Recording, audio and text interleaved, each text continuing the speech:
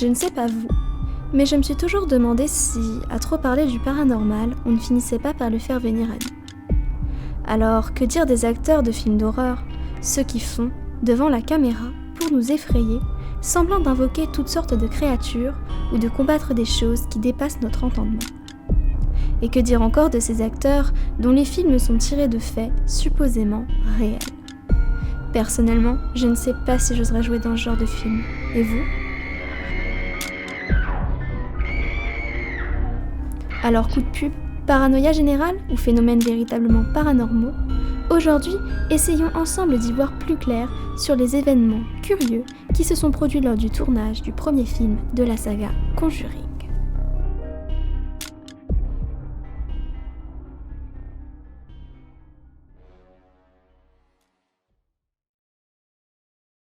Hello tout le monde, je suis trop contente d'être avec vous pour cette première vidéo de ma chaîne qui sera probablement très orientée horreur parce que je sais pas si c'est votre cas mais moi j'aime beaucoup me faire flipper un bon coup de temps en temps. Et aujourd'hui on se retrouve pour analyser ensemble les événements prétendument paranormaux qui se sont produits lors du tournage du premier film de la saga Conjuring. Alors je ne sais pas si vous êtes au courant mais effectivement nombreux sont les membres de l'équipe, que ce soit les acteurs, les ingénieurs, les caméramans et même les producteurs qui disent avoir vécu pendant le tournage de ce film des événements plutôt curieux. Nous allons donc ensemble essayer de voir un peu plus de quoi il s'agit et nous allons essayer de voir s'il est possible d'expliquer ces événements.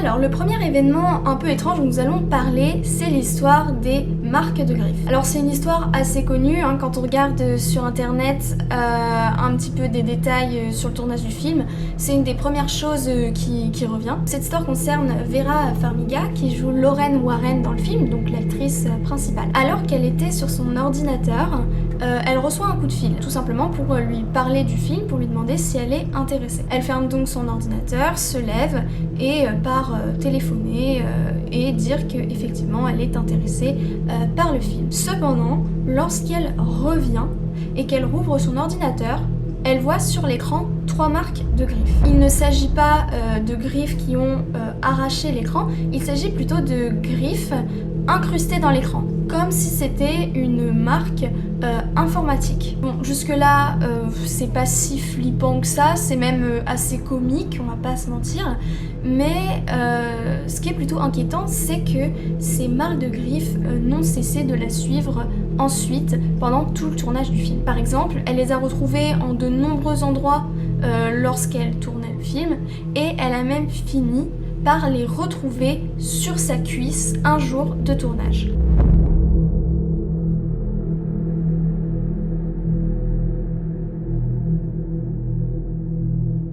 Alors le second événement un peu troublant, c'est le fait que le casting ne cessait de se réveiller entre 3h et 4h du matin pendant tout le tournage et était absolument épuisé. Chaque fois que je me réveillais, je me sentais comme observée. C'était si flippant que Hayley McFarland, qui joue le rôle de Nancy Perron, et moi, finîmes par dormir ensemble dans la même pièce parce que, sinon, nous n'aurions pas pu dormir.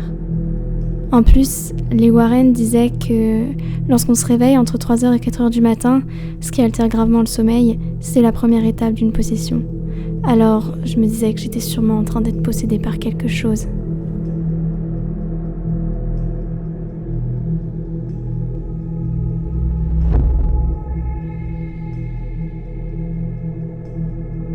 Alors je me suis un petit peu renseignée à ce sujet et il semblerait qu'effectivement la tranche horaire entre 3h et 4h du matin serait appelée, d'après les légendes, l'heure du démon ou l'heure des sorcières, et que c'est pendant cette période que les forces malveillantes seraient les plus puissantes et que la frontière entre le monde physique et le monde surnaturel serait la plus fine.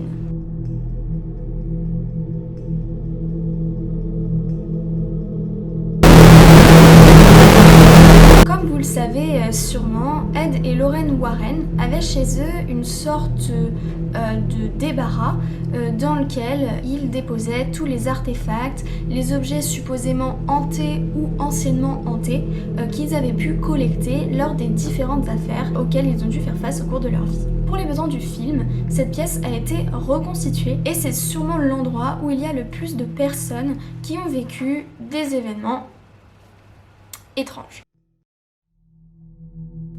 Il y avait dans cette pièce un cochon en bois et tout le monde disait qu'il bougeait. Un coup, on le retrouverait ici, puis il reviendrait à sa place et puis on le retrouverait encore ailleurs. Tout le monde sentait qu'il y avait quelque chose d'étrange avec cette pièce. Et par exemple, un de nos caméramans y allait seul parce qu'il devait aller chercher du matériel. Et là, il a vu le bouchon d'un bocal glisser tout seul sur une table. Il est sorti de la pièce et il nous a dit qu'il n'y retournerait plus jamais. Bon, j'espère que ces phénomènes vous ont bien fait flipper ou alors vous ont bien fait rire, ça dépend du point de vue.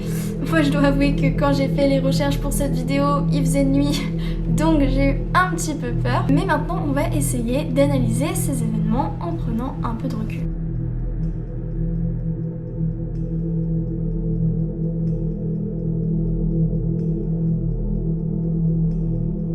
Évidemment, la première chose à laquelle on peut penser en regardant ces événements avec un œil critique, c'est qu'il s'agit probablement d'un coup de com', d'un coup de pub, faisant tout simplement partie de la stratégie de communication préparée en amont de la sortie du film. En effet, un des angles majeurs de la communication autour du film, c'était que l'histoire était inspirée de faits réels, que Ed et Lorraine Warren existaient véritablement. Et d'ailleurs, ça a très bien marché parce que je pense que beaucoup de gens qui n'ont pas vu le film savent qui sont Ed et Lorraine Warren. Moi, Conjuring, je l'avais pas du tout vu, mais j'en avais quand même entendu parler, j'avais vu les vidéos sur Ed et Lorraine Warren.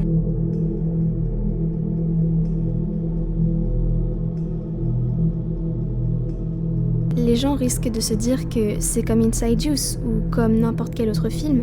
Alors, sous quel angle allez-vous essayer de promouvoir The Conjuring ? Eh bien, l'un de ces angles, bien sûr, c'est l'aspect fait réel.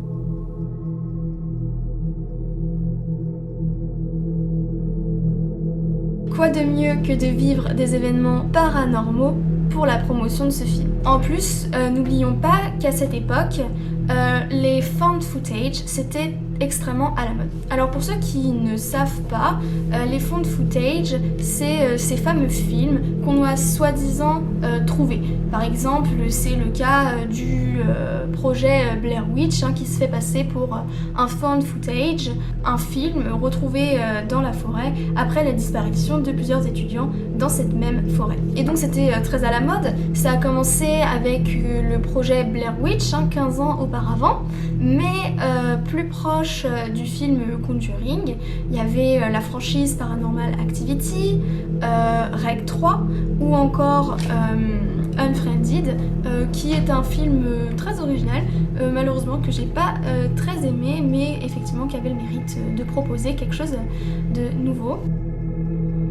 Et là, vous allez me dire que Conjuring n'a absolument rien d'un found footage. C'est même, ça va complètement à rebours de cette tendance, puisqu'on est sur une réalisation qui est extrêmement soignée, des plans qui sont très beaux, mais néanmoins, il est possible que l'aspect fait réel permette quand même de surfer sur la tendance des found footage, d'être dans la continuité de cette tendance, et donc on peut supposer qu'il était intéressant de faire croire à de véritables événements paranormaux s'étant produits pendant le tournage pour renforcer l'aspect fait réel et continuer sur la tendance des found footage. D'autant plus, n'oublions pas qu'il existe des cassettes des vraies filles Perron, cassettes enregistrées par Ed et Lorraine Warren dans les années 70 pendant qu'ils travaillaient sur le cas, et cassettes véritablement flippantes.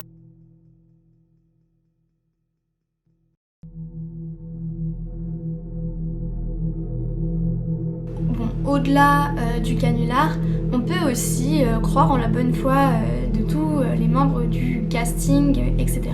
et se dire qu'ils croyaient vraiment à tous ces événements qu'ils ont supposément vécus. Et dans ce cas-là, on peut se demander s'il n'y a pas eu une espèce de délire collectif, paranoïa, parti d'une personne qui était un peu plus flippée que les autres et qui a tout simplement répandu sa peur parmi toute l'équipe. Et justement, on va parler d'un phénomène assez intéressant en prenant un exemple dont j'avais pas du tout entendu parler auparavant.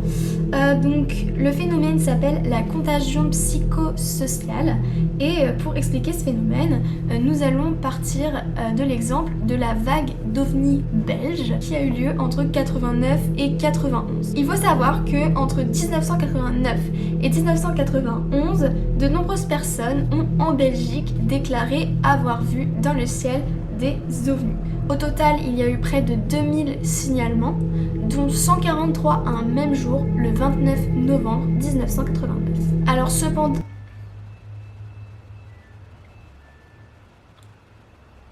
C'est bon. Malheureusement ou heureusement, on n'a jamais pu prouver qu'il y avait effectivement des ovnis dans le ciel de Belgique à cette période. Il y a eu quelques photos, mais elles se sont souvent révélées être des canulars. D'ailleurs, la plus célèbre photo s'est révélée être un canular après que 20 ans plus tard, son auteur ait décidé de révéler la supercherie. Alors, comment une telle chose a pu se produire ? Eh bien, on pense que c'est de la confusion qui a engendré de la confusion chez d'autres personnes, des hallucinations, des faux souvenirs, etc. Et que cela a été aggravé par la médiatisation du cas, parce qu'en effet, c'est devenu un sujet extrêmement populaire et tous les journaux en parlaient. Parce que je pense que la parole d'un expert sera beaucoup plus claire que la mienne. Je vous cite maintenant donc Philip J. Klass, un journaliste et ufologue américain.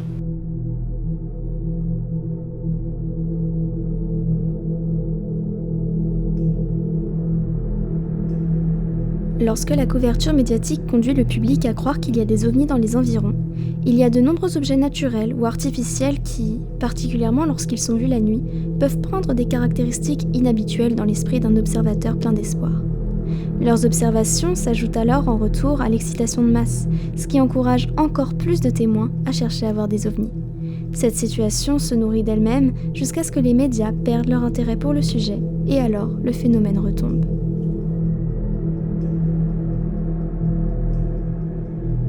De plus, aujourd'hui, on sait très bien que les souvenirs, c'est pas forcément quelque chose de très fiable, que quand on croit se souvenir d'un événement, on ne s'en souvient pas vraiment exactement, et que souvent, notre souvenir peut être influencé par les paroles d'autres gens qui étaient là, ou de gens qui nous posent des questions à ce sujet.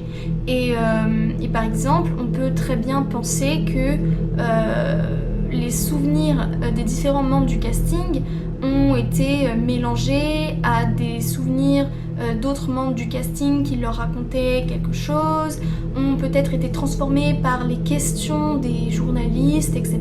Et à ce sujet d'ailleurs, je vous laisse aller voir une très intéressante vidéo d'Astrono Geek dont une partie traite de la modification des souvenirs dans notre tête lorsque quelqu'un nous pose des questions à ce sujet, etc. Donc voilà, il faut imaginer des gens qui se retrouvent sur un plateau absolument effrayant. On leur dit de jouer des choses qui se sont apparemment déjà produites. En plus, on leur met Lorraine Warren sur le tournage, ainsi que les filles Perron qui ont vécu soi-disant ces événements.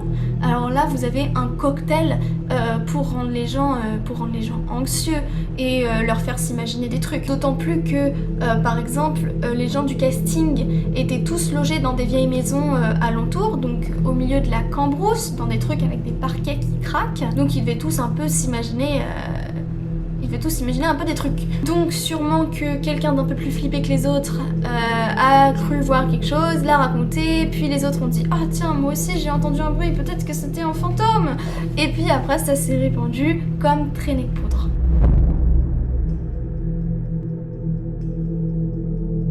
reste la dernière explication, l'explication paranormale. Après tout, pourquoi ne pourrait-on pas croire que l'évocation de créatures, d'esprits renvoyés au fin fond des enfers il y a des années de cela, eh bien ne les réveillerait tout simplement pas. Et puis n'oublions pas que Ed et Lorraine Warren sont des personnes qui sont assez reconnues dans leur milieu. Sont des personnes qui, il me semble, sont assez respectées, qui ont eu une très longue carrière et qui ont eu l'occasion de travailler sur de nombreuses affaires. D'ailleurs, la dernière fois, je regardais Amityville 2, donc qui date des années 80, du début des années 80, il me semble. Et dans le générique, j'ai eu l'occasion de voir les noms de Ed et Lorraine Warren qui avaient été employés par l'équipe du film en tant que consultants. Car effectivement, ils ont eu l'occasion de travailler sur l'affaire Amityville, qui est, je pense, l'une des affaires les plus connues. En tout cas, moi, quand j'étais toute petite, je connaissais très peu d'affaires paranormales, mais Amityville est l'une des premières dont j'ai entendu parler. Et puis voilà, il faut pas oublier qu'ils avaient un musée d'artefacts. À quoi bon collecter des artefacts si on est en train de jouer la comédie? Pourquoi avoir fait ça? Je veux dire, ils ont quand même passé leur vie à récupérer des trucs de brocante ou je sais pas trop quoi. Moi, je n'ai pas d'avis sur le paranormal. Forcément, comme beaucoup de gens, ça me fascine un peu, j'aime bien me faire peur, etc. Et puis ça rend le film un peu plus flippant d'y croire un tout petit peu, donc... En tout cas, question finale. Si on parle du paranormal, si on s'amuse à reproduire des événements paranormaux, ne serait-ce que pour le besoin d'un film, est-ce que vraiment ça attire les mauvais esprits? Je ne sais pas, et vous, qu'en pensez-vous? On dirait que je vais vous demander une dissertation. Non, sérieusement, vous en pensez quoi? Voilà, j'espère que cette vidéo vous a plu. Au-delà de décrire des faits d'horreur, j'ai essayé de mettre un peu d'explication et d'analyse dans cette vidéo. Peut-être éventuellement de vous apprendre certaines choses. En tout cas, moi j'ai appris pas mal de choses en faisant mes recherches pour cette vidéo. Donc voilà, j'espère avoir pu pousser un petit peu plus le truc. Si ça vous a plu, n'hésitez pas à me le dire dans les commentaires.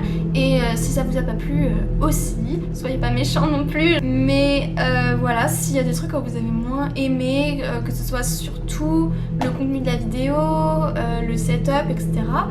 N'hésitez pas à m'en parler, je serais vraiment ravie d'avoir vos retours.